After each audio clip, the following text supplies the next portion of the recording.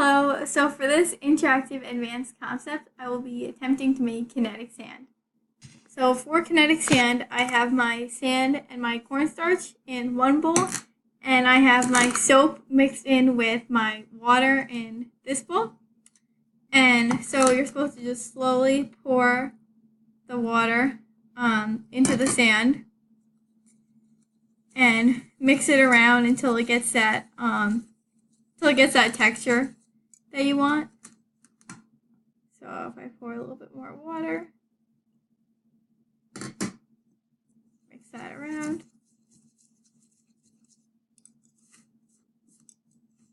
I think I have a lot of sand, so I just need a good amount of water.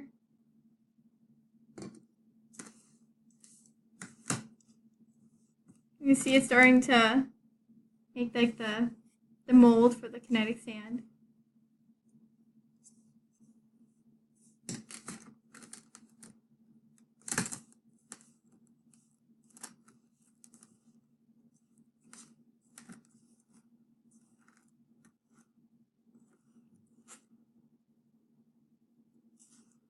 Here's my kinetic sand. I think I added a little bit too much water, so it just looks a little bit more thick than it's supposed to, or a little bit more watery.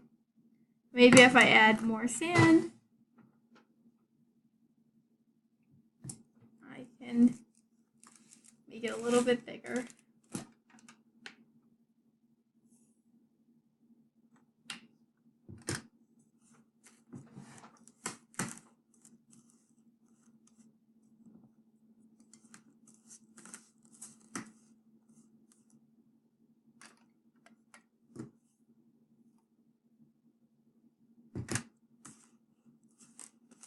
Okay, so now I'm starting to get to like more like the feeling of kinetic sand, where you can just move it around and play with it.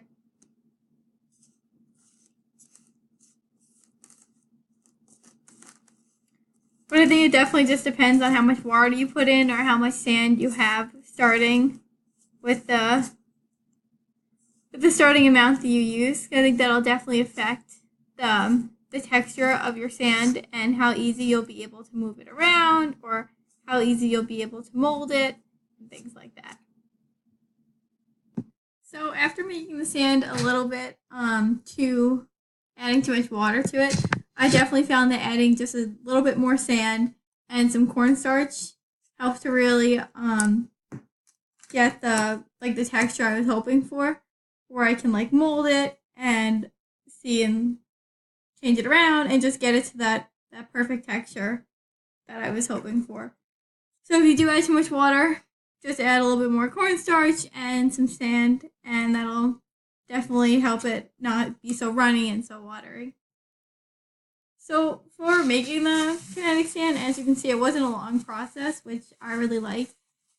First, I just poured sand into one bowl, and then I added 1 tablespoon of cornstarch and mixed those 2 ingredients together.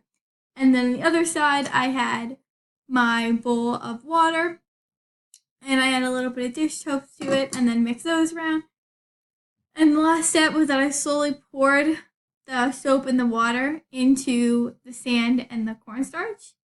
And then I mixed up all the ingredients until I got the texture, or the right amount of water that I needed to be added to the sand.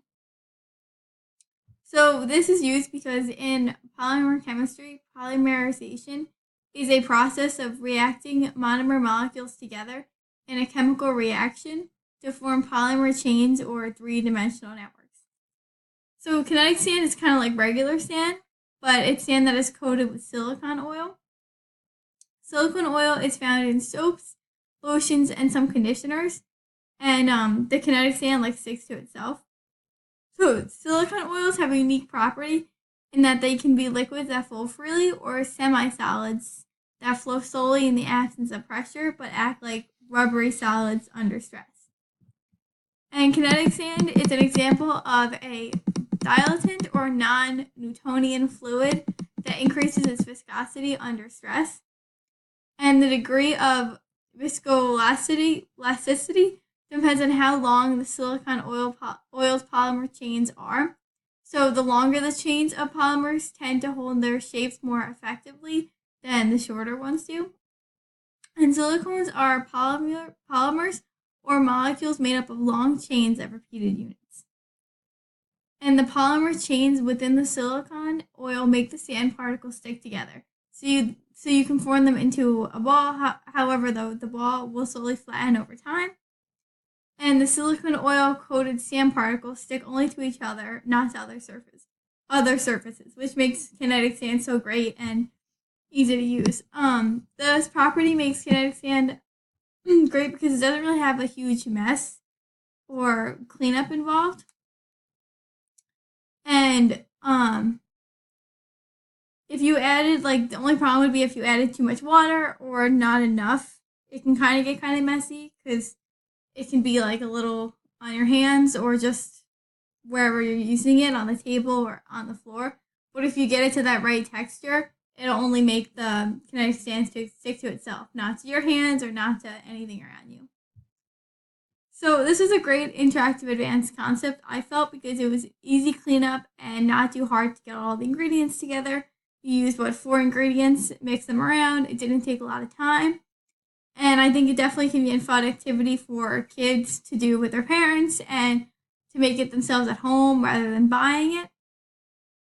It's definitely a fun activity to try because, like I said, it's not, if you get it to the right texture, it's not a huge mess. And if it does get all over, it's easy. It can just be cleaned up with, off the surface with a damp towel and then just thrown out. So it's not too hard to clean up at all.